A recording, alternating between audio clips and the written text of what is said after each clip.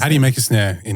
Tell me in 30 seconds. Oh, in 30 seconds. Go for I it. can go Give your like secrets away. yeah, Just don't put the audience to sleep. But yeah. Like pitch control. It's obviously pitch down, starting with sine wave, but I use slightly. It's like, wait, you're getting to the good part, yeah. But I genuinely need to yawn. I'm so there's a sound sorry. that's fine. It's I'm fine. so You know. sorry. Moving on. And now, your local forecast.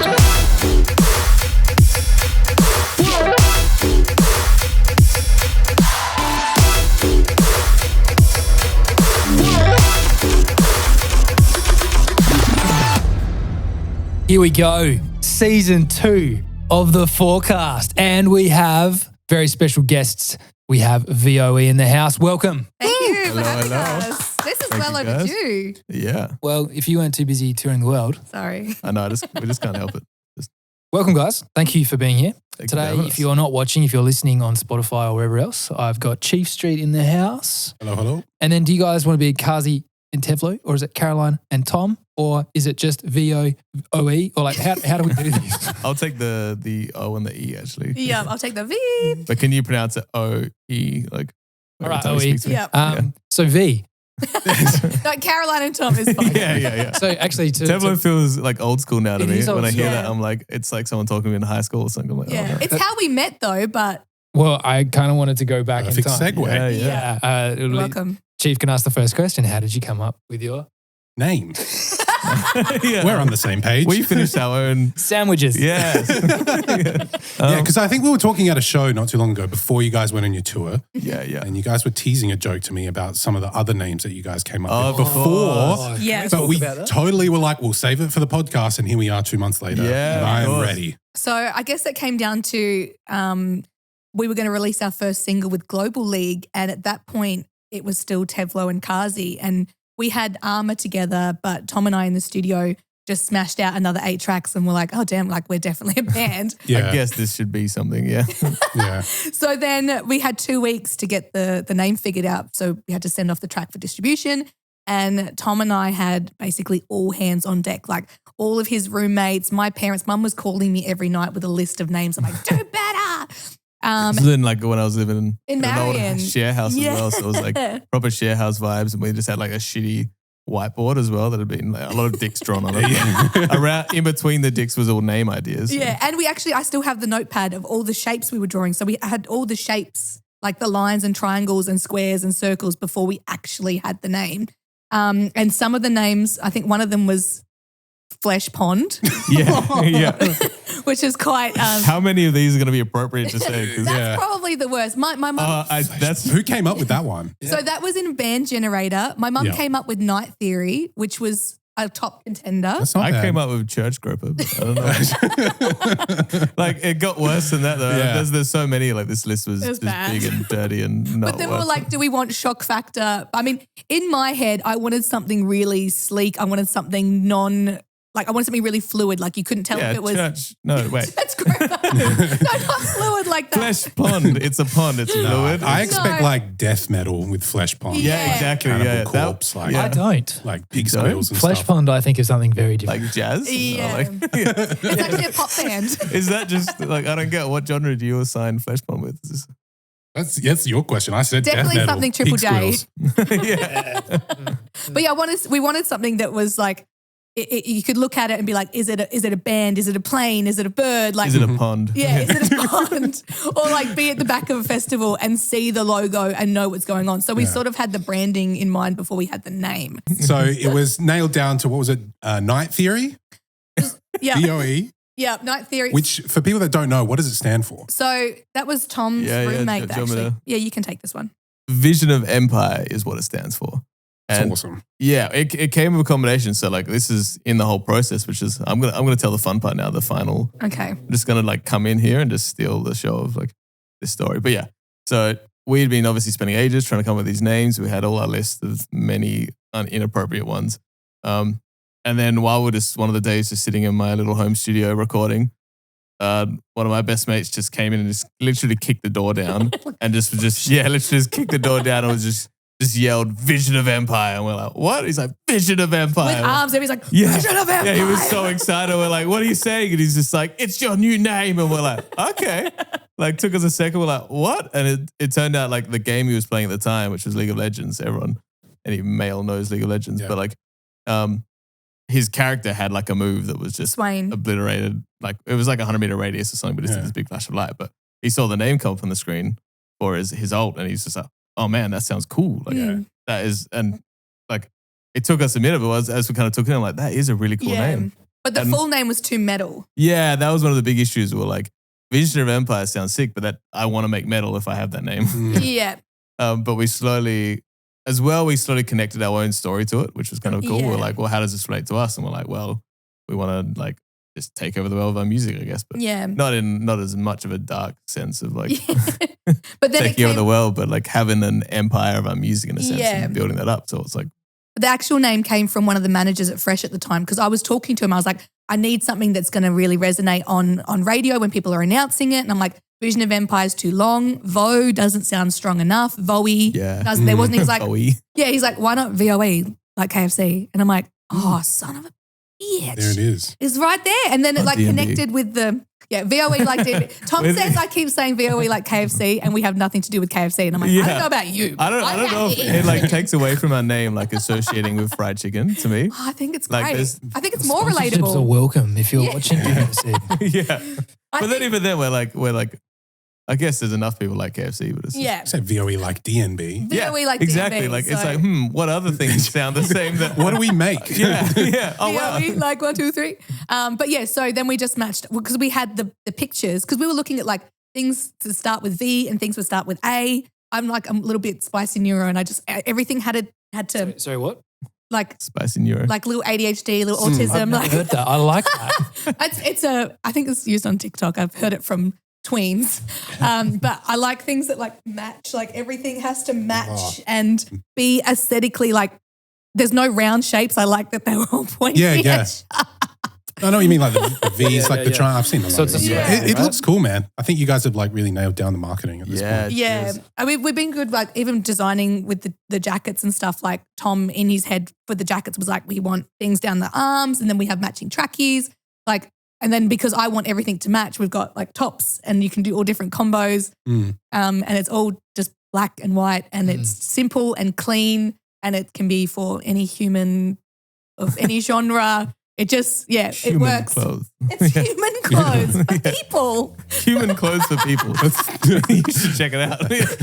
Buy our merch. Are you a person? For all then our you can wear human this. listeners.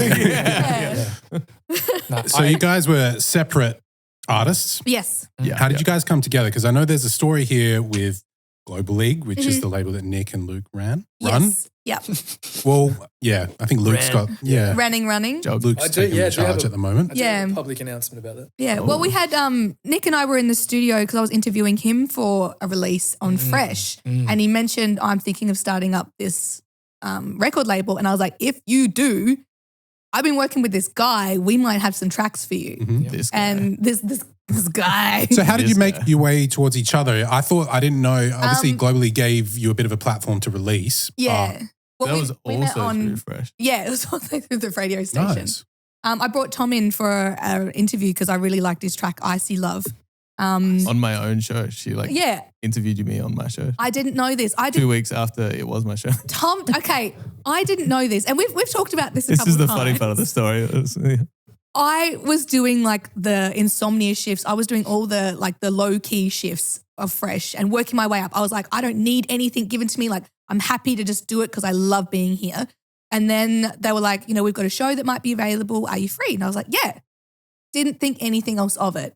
And I got Tom onto the show as one of like a very new show, and I'd got him on because I love the track. I've been listening to it all the time, doing the other rock star like insomnia shifts.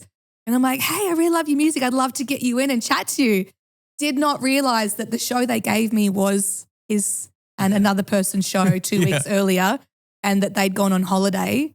And now I didn't know this for a year. So when I interviewed Tom, I just thought he was kind of thick and like maybe a bit shy. He was like really blunt with me. And I was just like la, la, la, la. Well, yeah, I literally just got like an email. The first introduction I ever got to this person was just like an email coming from the name of like our show being like, hey, love your music. This is Caroline from Fresh Air. And this is like, yeah, like we're still raw, like only a couple of weeks ago. We got back and they were just like, yeah, no, we're giving your show away and just had no reasoning. We're like, oh, damn. So you used to run Fresh Air? Yeah, no. So I was doing like the sound and like a little bit of talking and stuff with Dan Tej. And Dan Tej was like the original Fresh Air, like doing the main stuff. Yeah. But yeah, and then for whatever reason we got back and they were like, no, you need to freshen it up. And so they're just like, yeah, you've lost the show. We're giving it to someone else. Wow. I had no idea. So I had no concept that I looked like a complete idiot, like messaging him, like, what a burn, being like, yeah. No, it just made it funny for me. Like I just found, like it was good because I was like, oh yeah. And, like at first I was like, yeah, like this person, like annoyed and like funny thing, like, oh yeah, whatever. Like they're probably going to be shit at it anyway. Like just being sassy and then get this email. I'm like, oh, I guess at least they like my music. Like, I'll accept them now. Like, and then in the interview, he mentioned like how difficult it is to find vocalists, and I'm like, this is a classic, like, teenage, like a male just that sits in their bedroom, like studio and doesn't speak to anyone, and then goes like, there's no vocalist anywhere. So I mean, in my infancy, I'm like, yeah, there's just no vocalist. Like, have you tried to find one? No, but like, no, well, like they know that I make music, so surely they would just appear and just start singing. But And now I didn't find this out till like a year later. It was a long time, like an extremely long time that I was like, you never told me. Yeah, I think it just came up as like an awkward someone asked how we met and started BOE. I'm like, well, actually. And now you're touring the world. I know. Yeah. And like, this is all just a long plan to get my show back. I think you're past that. On to bigger and better things. Yeah. Basically, you'll be interviewing someone one day that's the lead singer for VOE. Yeah, hopefully. Oh my God. Yeah. Oh, damn. That's even more hardcore. I've turned it into a thing of like. That would actually be harsh. I mean, at that point, I'd probably be like, oh, well, I deserved it. You wake up, it's all a dream, you're just still in like a, actually, I don't want to say that, like a local radio show. Just like. Just grinding away. But no, it was a really cool thing that happened. It was, who knew that just interviewing someone like yourself or like Tom would lead to what we're doing now, which is crazy because the first time he invited me to go to his, like it was his house, but he was in a shed with his recording. So I like roll up to Balhana. It was like a full stoner shed. Yeah. And I'm like, what is this? But he knew, like with my vocals, he just smashed it. I've been like talking to like lots of different producers before then, and like especially with like Big Room, they just wanted me to yell stuff. They didn't actually care that I could sing or songwrite. And so working with Tom, I was like, oh, this is actually probably the best experience I've had so far. And just the vocal chains he had on my voice, and I just instantly liked what he did. So yeah, it was a matter of time. We wrote like 8 tracks in a very short amount of time. I'm like, oh, I think we're a band. Yeah, no, it all happened pretty quickly. Yeah. I think like. Yeah, because it's like you're not doing top lines and stuff, like which I feel like a lot of other people who want feature vocals and that they're like, give me 3-4 lines that everyone can sing. Where you guys are writing like real songs. We're like learning to do top lines now. It's funny. We've gone like backwards. So much of this stuff now. We've like already on one of the major labels and stuff. Now they're like, all right, now you got to learn how to make this more DJ friendly. And so like we've gone backwards from just like doing whatever we wanted, and now having to like shape that. Like it's in a good way, and like shape that into something that fits into like the modern. Yeah. What is it? Just repetition? What's I think secret? Not adding like a lot of what we used to do, and I've always loved this, like just adding random bits like an extra 2 bar. Or like 4 bars of gap. Like, just for a bit more drama, or like maybe or my specific storytelling. Yeah. That's not so broad and people can relate to. Mine's like specifically this annoyed me. Yeah. So this is what I'm and it's got about. like, it's this very specific person that you have to know a Josh or like. Yeah, and it's not like exactly uplifting. It's definitely emotive. That part's fine. That's just like. Yeah, but my mum's like, please write some happy songs. But even like. Your latest track, The Light, seems to be on a bit more of a different tone. It is, but it's about my like depression in Prague. Yeah, I didn't like fully lock into the lyrics. So I just had it on the background and was vibing. I was like, this is nice. It is vibing. It's the most upbeat sounding song we've written. Yeah. But if you like, we could easily just sing it in a different tone and you'd be like, oh. Yeah. Like, But no, it was an interesting one. So to get that, I had to write some of the lyrics to get it to feel. Yeah, I wrote the first part because we got a message like, can we do an emergency top line? Like they had the Galaxy of Dreams 4 coming out, and they needed to get it on distro, and they hadn't found something that really worked for it, and they didn't want to do it instrumental, I don't think. So a friend of our Bandawine, Bandawine, sorry. A friend of mine. We always get the name wrong. Ours, Bandawine, hit us up because I was doing something for Viper Radio, And I'd recently messaged him saying, we're still here. I'm doing this. Do you have any tracks? Anyway, so he was like, do you want to do this top line? We need it in like a day or two. Like, have you got the time to do it? And I'm like, I'm just in an Airbnb, just chilling. So I went into the back little 4x4 meter area and was just cutting laps and writing and listening and singing. And then when Tom and Jess came back from their little daily outing, I sat down, I was like, this is what I've got. And Tom was like, this is great. Bit sad. Let's like brighten the mood a bit. Yeah. Brighten the mood a little bit. So we wrote something that's, I think, works way better, and it's more concise. It's more pop. It's more like more radio than what I had written originally, which works way better. It was interesting, like, because what you had written was dark, but had like a bit of a hopeful twist. So I was like, man, we can pull on that hopeful thread and like actually take like it's like within the same, I guess, idea or emotion or like almost like a story of like what you were singing about. Yeah. But like just looking at a different angle, which is like works with a lot of our songs. It's like they're almost, it is a full story and you can put it into like a whole little experience, like a mini movie thing. And then you like pick what words fill in the gap to tell the whole story. And this one was just like, how can we do a twist on this of like, there is a hopeful thought in there. That sounds like a more of a hopeful outcome. Let's like angle it more towards that. And that was all it was because you already had like the well, it was, I can't see past the light. That was so, I mean, do you want to know what it's about? Yeah, go for it. So basically like I had some pretty harsh family medical news before we even left. So I had all that sort of stuff in the back of my head. And we did these amazing shows. And like for you guys, like, performing, you got up, and you've got thousands of people. And then you go back to the hotel rooms and there's just silence. And then like it was me, I think I knew that there was going to be some test results coming back. And so after I finished the big show, like after we finished Let It Roll, I just had like a big face plant and I didn't leave a hotel room for like 5 days. And I just knew that I had to get through, like I knew I was dealing with a lot and it was normal to feel all of these things, but I just felt them all at once after a huge adrenaline drop of performing and knowing all of this stuff was going on. And then we got the results. They were better than we thought they were. It's still great. But then this other big like wave of relief, but then wave of emotions. And then I'm alone in another country. It was just like a huge roller coaster. And so writing that, and when we got asked to do it, I was like, this is a really happy song. But like, even the lyrics are like, find me in a world away, falling through another day. And like the chorus was like, I just want to feel safe, find my way back again, but I can't see past the light. So the story is like, I felt horrible, but I knew there was so much good coming and I can't see past all the good. I can't just let everything else bring me down. I have to have a day or a couple of days where you just feel down. But then, there are really good things coming and I have to appreciate that and not focus on feeling really sad at the moment. But that sort of helped me turn around. I think with a lot of songwriting, it's cathartic and I'll listen to the song 80,000 times and feel better. Way of like processing your own emotions and what's going on. Of getting a silver lining out of something that's a bit dark. And I think with any of our songs that I've written, I don't like to be not taken advantage of. I like to get something out of it. It's a crap situation. I will make money from it.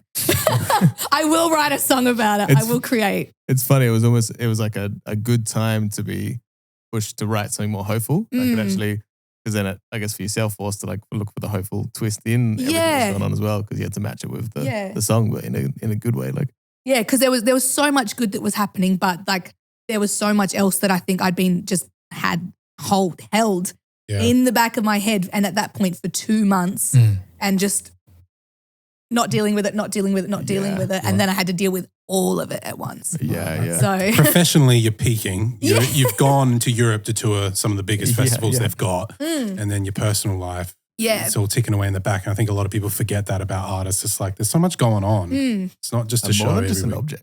No, exactly. Totally. One of the hardest things about traveling as an artist is that all your nearest and dearest are asleep at the times that you want to connect. Yep. And I remember I'd play these massive shows and then, like you were saying, go to a hotel room and your ears are ringing and there's nothing to watch on TV and all your favorite people that you want to just call and like tell, hey, this has just happened and whatever, they're all asleep or vice versa, they're doing their workday routine and it's nighttime for you and you can't disturb them. Or the best you can get is a text. And all of a sudden you start to feel super isolated. Did you ever find that on the planes as well? I mean, we traveled together. Like we traveled really well together. I was really lucky. I Yeah. convinced my wife to come along as well. Oh, how Yeah. good. Yeah, so like I can't complain because we work online. Like, so we had like all digital nomad jobs that we could just go anywhere and like just worked out so well. But maybe we should start a duo and then you and I could just travel. Traveling. And then Yeah, I don't know if I could, like, I was going to ask you this question. How do you find being in a duo?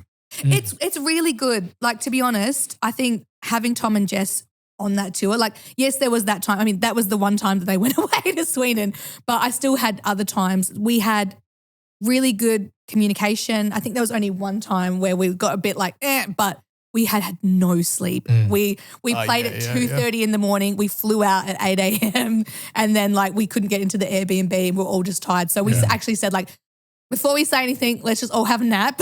Let's just lay down. It's actually not even an issue. We're all just wrecked. But traveling with Tom and Jess, like, I think that definitely helped. A 3-month stint. Like they had each other, but I had them, and we had some really lovely times. And our group always makes it easier for that stuff. And like, I guess we'll never quite get to experience the solo full artist experience. But as you said, like being in a duo, like I assume that's what you meant. Like us, there's always challenges for that kind of thing. Like working as a duo versus just working by yourself. Like everyone prefers their own opinion and everyone just wants to do what they want. But I think we found a healthy balance because it's like I'm just a hardcore producer. I've just always wanted to sit in my own little space and just make my sounds and stuff and do it exactly my way. But Caroline's like full songwriter and works perfectly and so much more like on the stage, the actual performance side of things. And that was always her thing. So I think we had a healthy balance rather than being like two people that were trying to do the same thing and combine it. Complementary. Yeah, it was like, well, I like doing this stuff and I like doing this stuff.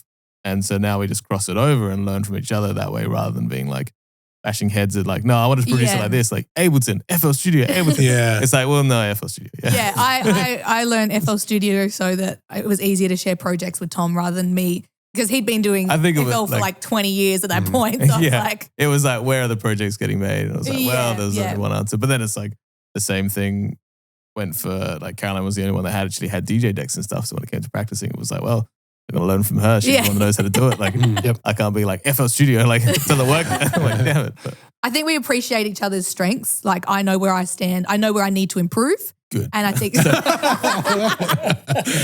but like, I think that's why we work together so well because we are a little bit yin and yang. Like, I can do better over here, but I thrive at this point. And Tom's like, you know, I could do better over here, but I thrive. And I think we've both been really good at owning up to like responsibility and it's not like, well, I didn't do this because you did this. Like, it's never been like a blamey thing. While we might have like for shows or for songs, we might have differing opinions, but we always try what the other person, we might do it reluctantly and be like, and then this does actually work. All right, fine, you can do it. That's like a rule that I've like that we both developed over the time. Whereas before it was like, we'd discuss it and like you battle it out. Like, should we do this? Like, no, I want to do it this way. And it's like, all right. It's always easier to just do it both ways. Just rather than try to fight it, just do it anyway. Like you'd be like, I don't think this is going to work, but I'm going to do it because I won't know until I've tried it, whether it's like production stuff. And we do it and then we both hear it. And then all the time I just be like, oh yeah, it is shit. You're right. Oh, but then sometimes you're like, oh, actually, okay. You're right. I wasn't expecting that. And we've now done some new thing that we weren't expecting. This reminds me of being in a relationship, really, right? You got to be open to the other person. It's something I need to be better at. I think picking your battles as well. Some stuff doesn't actually matter to argue about. You're just like, ugh, like I'll let him have this one today. Or he's like, she needs this one today. I think, communication and this kind of stuff, like anything, like friendship, like relationships, like everywhere, being just straightforward and open. That's one of the biggest things for all this stuff. Like the amount of times you hear people that are working together, but they'll like go off to someone else and to their partner and be like whinging about like, he was doing this again. And like, it's like at no point are they just communicating clearly. And so they end up with these little like bottled up issues for each other that like fester into, but I'm much prefer, as Caroline knows, which sometimes can be a good thing. Sometimes it's the worst time. And I'm just like, you're doing this, I don't like it. Like I'm just very blunt and straightforward. And I'm like, you need to check your autism. Like check yourself. But I think like working as a duo, especially for the live performances, it's been really great because there's always someone to bounce off. Yeah. And like, like Tom said, I've been performing for years solo, but there's but there's like when you're on stage and you can look over to your mate and be like, that was sick. Or like, you know, I'm able to go out the front or Tom's able to go and guitar or perform and sing as well. Like I'm handling the decks and the feedback that we've had is from people just being like, you guys like just tag each other in and out and it's just seamless because we curate who's singing where, who's going to be performing where. Yeah. I'm DJing this one, you're DJing this one. Yeah. Because we want when we first controlled started, chaos. it was just like as soon as it was a hard mix, I'm like, that's your mix. Yeah. But now Tom did like a triple drop on the weekend for any sync. Now it's flipped. Now it's like, yeah. So this is my deck now. You just sing over there. Yeah, you just sing over there. Yeah. I'll call you when I need you. I'm going to sing too, so can you just stand over there? Yeah. It's been good. Like if one of us was losing voices, like Tom's like, I would prefer to DJ more so that you can MC more. Yeah. Like, so, we've got a really good balance. And while we're still learning, there's still stuff we need to do. But yeah, of course. Always learning. But Tom and we've got a good balance on stage now. And even like when Tom was first getting more confidence on stage when he first started, like to now, he's like flailing around, just smashing guitar solos. I'm like, real back in work. I was like, this just reminded me of a video. I was like going through editing footage for like, booking and stuff. For our booking agent to send out. But one of the clips I just found is just me doing this full like pirouette while like playing guitar. But like at the time in my head, I'm like, yeah, this looks sick. And then like you watch the camera and it's like he's full in his lighting. Queen era. And it's just me doing like a spin. You're in your element. Yeah. How'd you go about getting the guitar?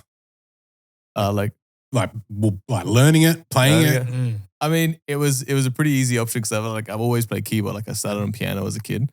And I always wanted to play guitar though. I was just like, there was this funny combination of like, I think as being obsessed with drum and bass and as a kid watching like Pendulum and Rob Swire and watching Rob Swire, they have like a MIDI guitar. I'm like, I want to do that. Yeah. But I sucked at guitar. And every time I pick a guitar, I'm like, this is shit. I can play piano. So why would I play like, it's so like, as anyone knows, once you've like mastered one instrument, it's kind of, can be hard to then pick up another one and then you feel so stupid. It's like someone going to a new door or even like a game you go to, then you go to like a controller and you're like, I like mouse. Like, but same thing for like mouse. Yeah, I like mouse. But I wanted to like play guitar and have that feeling of stage and stuff. And then guitar was just kind of even cooler, to be fair. In my mind, like I've always like a really retro look to things, like a retro futuristic. Yeah. Dystopian. Like, dystopian, but that kind of like old school future vibe that you get on like a lot of the Alien films and Blade Runner and that kind of stuff. But guitar kind of fits that vibe really well. And then at the same time, I could control exactly what I wanted to play. So suddenly now I can play a full guitar solo. Sounds like a real electric guitar on stage. And it's just like the perfect balance. You can put any sound through it. It's magic. Any sound. And like, I could do any sound and all I choose is like an electric guitar. Yeah. And like I can do anything. I've got access to like any synth sound. I'm like, nah, I want just electric guitar. I tried synth sounds and it felt 280s. Yeah. So now just doing like a shredding guitar sound. He did make his own guitar plugin as well. That's just a sneaky little plugin. Oh yeah. We need to some, for those of you who don't know VOE, Tom is with Black Tom is with Black Octopus Sounds, and you create patches, presets. Sounds, kick drums, everything. Local sample packs, ambient packs. Yeah, that's. So I guess I can transition to that's like my main online work I was doing my way. It worked really well for me and for my wife Jess, working for Black Octopus Sound. So yeah, doing. My main job is sound design. Yeah, I am sound design. It felt like I was just like I am lamp. I beach. Yeah, I'm good at beach. Yeah, I like mouse. I'm good at snare. Yeah, what snare is what snare? I do. Yeah. So what's your professional career, snare? Yeah. Actually, one of Tom's most like all-time best-selling is one snare sound, Really? like a drum and bass snare sound. Better than the Prida snare because that's the most used. Whatever this one snare I worked out made me like it was something ridiculous like 10 grand or 15 grand from one snare snuffle, one snare snuffle, one snare sample, and it was just like it's like called snare. It's just called snare. Like Snare _21, and it's just in one of my old packs that went onto Splice, and it just kept getting down. It was the number one snare in drum and bass specifically on Splice.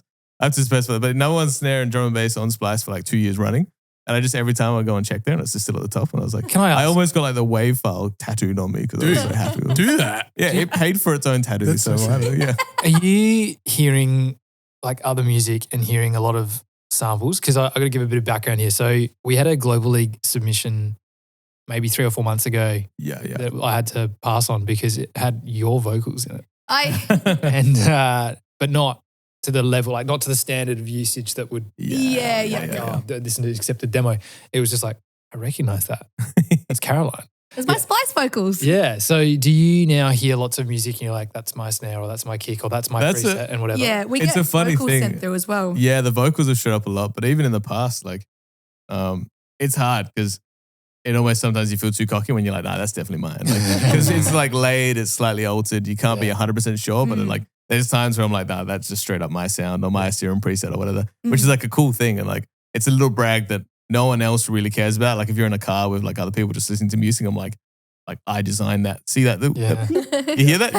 Like that's my like, like I made that pluck sound. And like sometimes it's just the dumbest things, but it's like a little bit of satisfaction hearing like that it gets used because I know that there's so many people downloading it and just hearing it come into like, especially when you're hearing like a song that's actually being released on the radio or someone playing it live or like an artist that I look up to and they've just got my like one of my little sounds. It's enough. And they're like, yeah, that's cool. Like that is very cool because like, you know, Kashmir from a huge amount of time was, you know, playing massive festival shows. And then I noticed the transition to teaching and making samples and giving away. Yeah. And then I noticed that everyone had access to his sounds. So everybody was starting to sound like Kashmir. Yeah. And I noticed that may have not had the best result for, I don't know. I mean, I think my snare shaped the whole of DNB. Yeah, all of DNB for like percussion. Those 2 years. I like changed the pathway of drum and bass for the rest of history from this one snare, and it's now the fundamental underneath most You're gonna snares. get us cancelled, Tom. I wonder where it ranks now. Yeah, It's not number one? Number 2. it's like number 20 or something. That's still not No, bad. it went down because then like Noisier did a full drum bass pack and like it's Hi. yeah, it's like fine. Do you think you can make a better snare? I mean, I don't know. Challenge It's just like accepted. was that my golden year of snare design? Like Right. I've made missed his so many, prime. I've made like thousands of snares since. How do you make a snare tell me in 30 seconds? Oh, in 30 seconds. Yeah. So I use Serum for the fundamental. That's my main snare design tool now. I used to like do layering and stuff, but now fundamental and Serum, it's all like, do you want me to describe the sound design process or just like Go for I it. can go Give your like secrets just- away. yeah. Just don't put the audience to sleep. But Yeah. I mean, the main thing Make it is sexy, Tom. just like an envelope, like pitch control. It's obviously pitch down, starting with a sine wave, but I use slightly, draw in some fundamentals to give it a bit more tone. And you can add in higher fundamentals to make it metallic if you want. But the shape of the pitch bend is the main thing to get that kind of tone. That's the pitch bend down, then go flat to get your actual like bringing out tone. It's obviously, you can choose a variety of noises, like noise samples to get different sounds and shapes and stuff. You can We're filter. losing Caroline. Caroline is literally... No. I'm Fine, genuine. I it's was trying to yawn. Oh yeah, she's just like, oh man. not the snare story again. So this is why I'm the producer. Yeah. Not the snare story. It's like, wait, you're getting to the good part. Yeah. No. But should I just stop? Did you put- I think there's Why a No, noise I effect? genuinely need to yawn. I'm Wait, so there's a sound sorry. effect. That's just bad. I was trying to yawn for No, it's ages. fine, it's I'm fine, so you know, it's sorry. just- Moving on. Yeah, Actually, do you do any like online tutorials? Oh, damn. Like, Caroline's It's the lights. oh, right. Yeah. Yeah, we probably should have turned that one this way. Overstimulated. So yeah. So I'll give up on the snare thing because it's bored Caroline too much. But no. So the snare stuff, Serum, then I just layering and stuff like that. But what's helped a lot is I spent a lot of time like already designing snares, and then I had like a kit of like 100 snares I really liked. They were just these really clean like Serum design snares. And from that, they become the fundamental all my new snares. And now I've made thousands of snares, and they're all in there. And then you layer them, and you just changing up. And now I've got this whole system because I made like by the time I got to like 500 snares I made, all completely different. I've now got a plugin that like randomizes it and mixes them all in different ways, and I can choose the bottom, the mid, and the top. And I've like made this thing. I just like click a button, and it just like scrambles it all and does it all, sets like parameters, and then I just churn out a new snare, and like I can just keep clicking until it makes me a new one. And I'm like, oh, that's nice. Wow. It almost feels like cheating, but it's like using my own You sound. put the work in beforehand. Yeah, so exactly. it's all I good. pre-did the work, and now I Yeah. just get to just click a single button, and I'm like, oh, that's nice. So awesome. I wish I had that skill. I'm so lost when it comes to sound design. But yeah.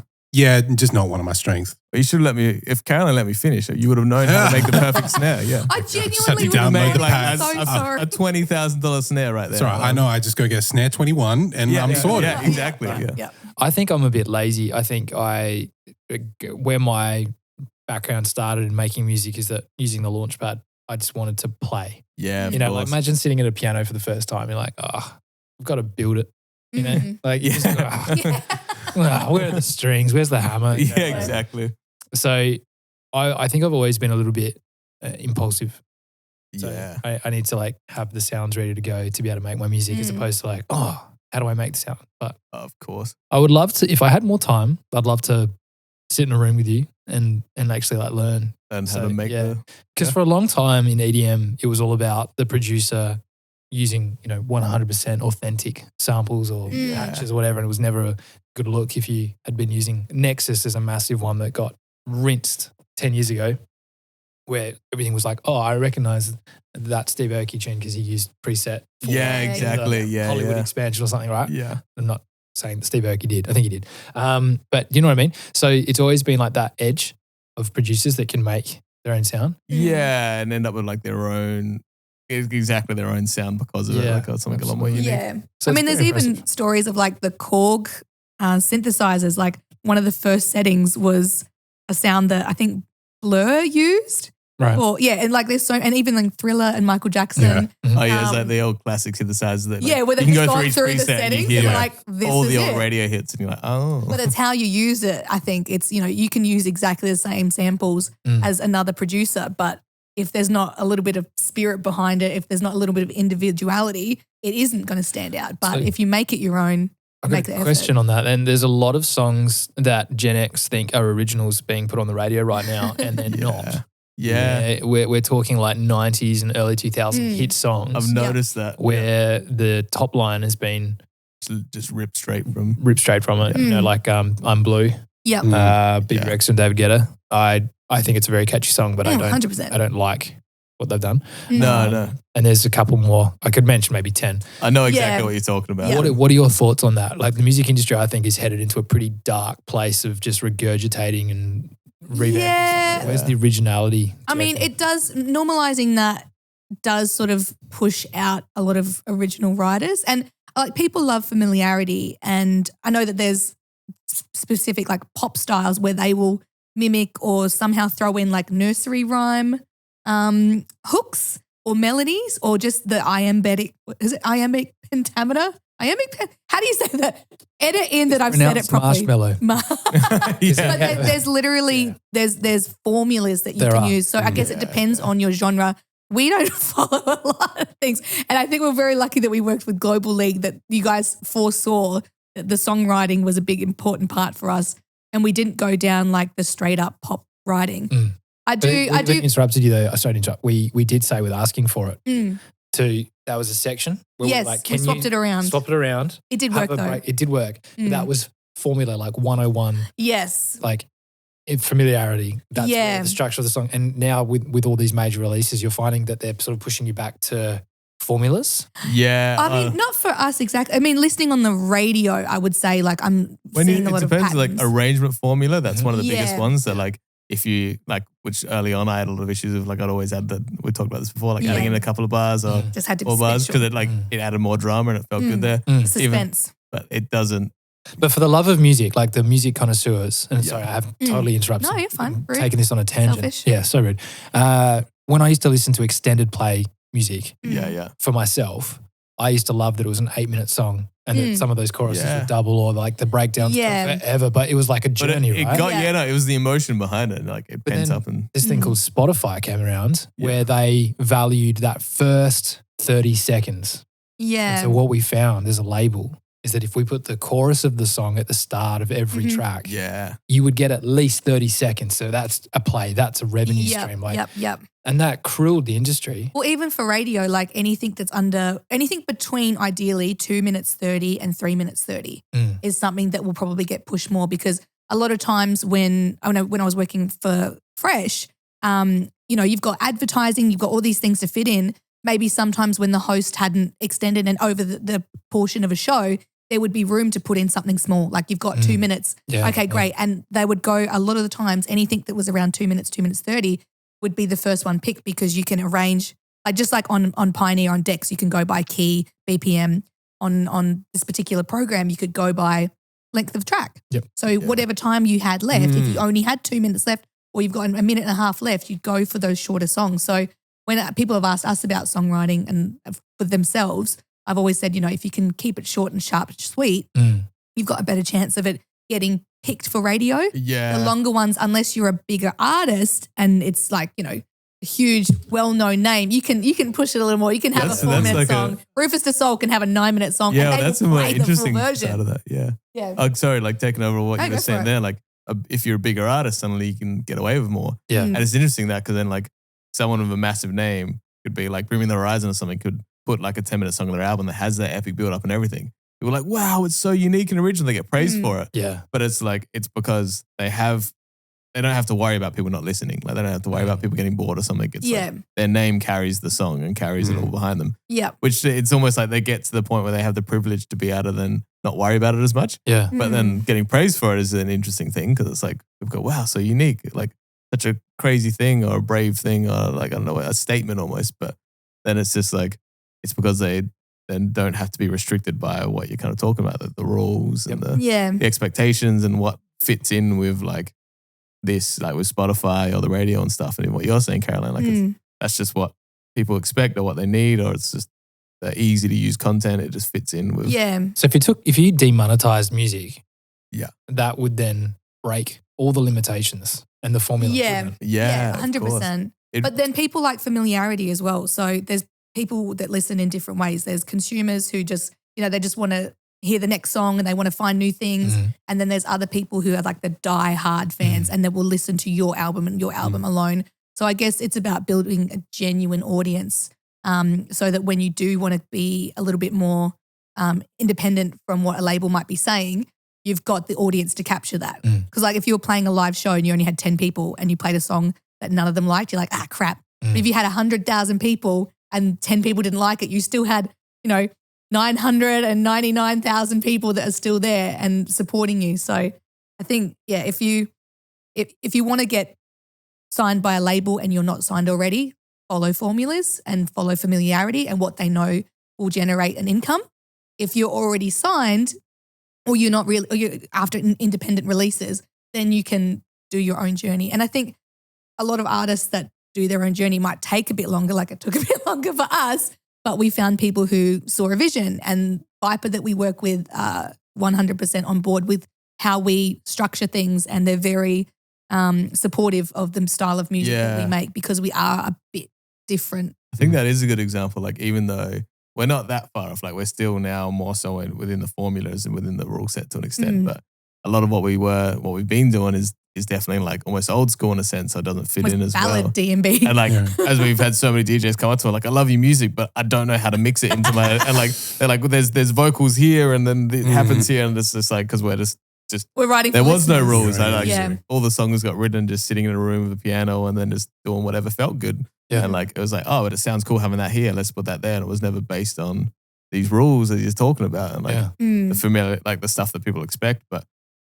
it is what Caroline's saying. Like it's a tricky fine line between like being more unique. You might make more hardcore fans of people that are like, wow, that's so cool and unique, and they appreciate that. But you won't make as many, I guess, easy generic listening fans who just like skim past stuff and just have a lot of stuff they like. Yeah. But it's always a hard balance, and I think in a bigger picture, like almost going back to what you're saying, like the overall how it's directing, they're now regurgitating old things and then it's turning into new pop songs, and then everyone's attention span is getting shorter, and then with Spotify, the first 30 seconds, like all of it's just going to keep shaping it. But what will always happen, I think, and this will just be like an endless cycle through time in my head, is that like that will keep happening, but then there's always going to be like underground that comes out, and then people suddenly stuff that probably like 30 years ago was perfectly normal suddenly is like a cool new underground thing.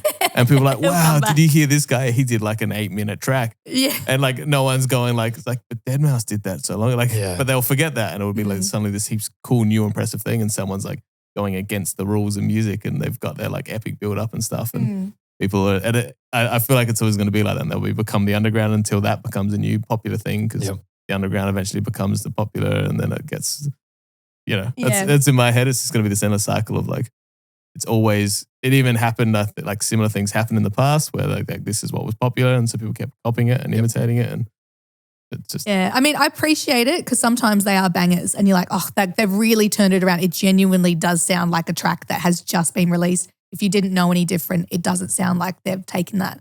But sometimes it is frustrating, like, our song would be nice on the radio on this show. But I mean, people are going to consume how they want, and it's up to us to reach them If it's not through radio, then we need to do better at social media, or we need to.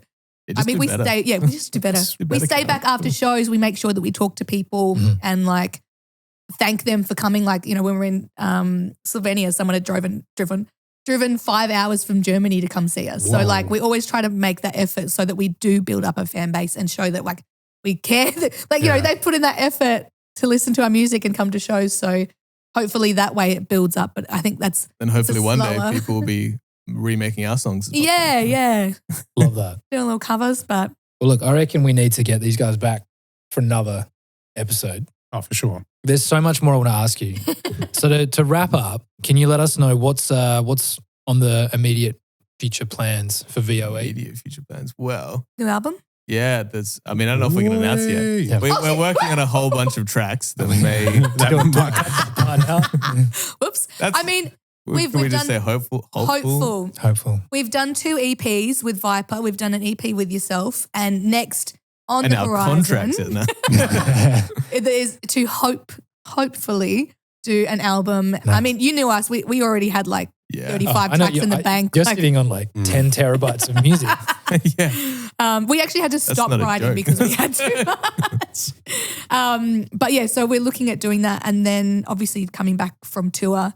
We're already in the works of planning 2024, Europe, UK, what it looks like for New Zealand shows again, and then hopefully another run of Australian shows. We just want to get back on stage, to be honest. A lot of the big stuff, like behind the scenes, is the music, and we only want to push it further kind of thing. Like we've gotten to this point.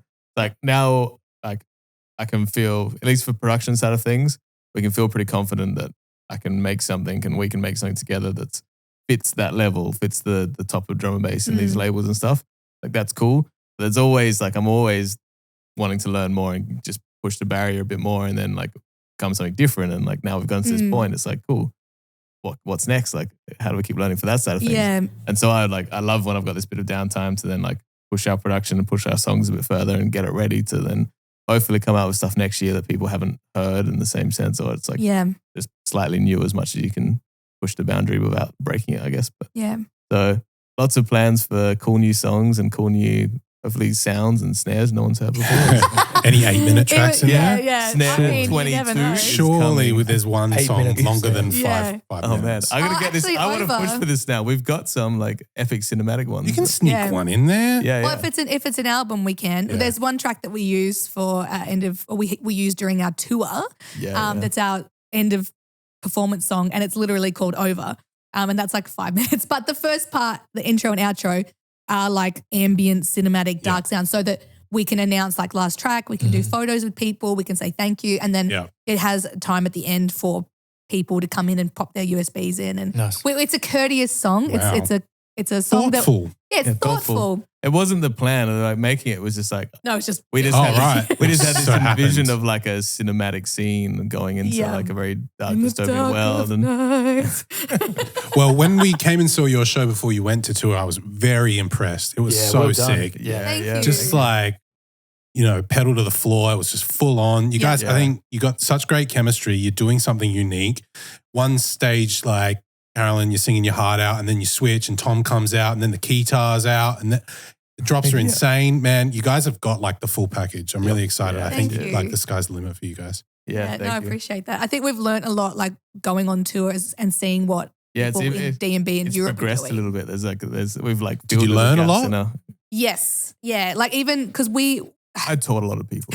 I made that snare. Yeah, exactly. Not to go, I know we're going to wrap soon, but one thing like Tom and I have always gone back and forth on is because like I've had years of DJing and like I'm used to the quick cut, sing along, like stuff that people know. And we always go back and forth because I'm like, there's a difference between people screaming because, oh my God, that was sick drop, and then a scream because, oh my God, this is my song. Yeah, exactly. So like we try to get a balance between, we're on stage performing, we need to get as much originals in there, and anything we play, I think like 80-85% is original, or if not a VIP of something that Tom's made. Yeah, that's something that I love doing for this stuff. Because that was, sorry, I'll let you finish. I was going to say, so we always go back and forth on like how much we do with vocals, how much we do with mixing, how much we do with like actually playing a song out because people want to hear the last big belting bit. And and we get a lot of people wanting songs that don't exactly fit into our, like some of the originals that we have don't fit into their heavier They're just set. slightly more upbeat than the rest. Yeah, like this is too happy. This has got a bit of hopefulness. We can't play you that. guys are pretty hard live. Like what I found from that show anyway, I think that was like the demo run for one of the sets you guys were going to take away. You had eyebrows before we started playing. And Singed. Yeah. You had hope. It was crushed. We like to go in and just kick a door and flip a table. Like we don't hold anything back. Yeah. It's full like, oh man, my neck's sore. Like after the tour, it's just like, I need a neck brace for the next one. We stretch before the shows and people are like, why? I'm like, you'll see in 10 minutes. I remember seeing that. Oh, that's awesome. How good. Well, keep winning. Thank you. All I do is win. Sorry. I want an explosion now. We can do that in After Effects. Confetti. Everyone that's listening in, please support these guys. I've known about them since the start of VOE, and I am so incredibly proud of the two of them because they are phenomenally talented. And the one thing that they're doing, and we've spoken about this a lot on this podcast, is they are consistent. So when you match talent, devotion, consistency, and just constantly showing up, you get results. And it just comes naturally to us. And number one snare. Number one snare. On that. And some killer merchandise as well. In case well, we're going to get these guys back. So definitely follow along their journey on Instagram, Facebook, I never TikTok. finished my story about the German sausages. If you want to hear about the German sausages. Or what else was drawn on that whiteboard. And maybe we'll do a bit of a Q&A. So if you guys want to drop a comment on YouTube or even on Spotify, you can do a Q&A. These guys can jump on and answer some questions. Amazing. Thank you for being on the forecast. Thank you for having us. Thank you for your time. I'll let Alex close. All right. Thanks. What are you fucking throwing me in like that? Jesus Christ. Close? Yeah, no, I love that.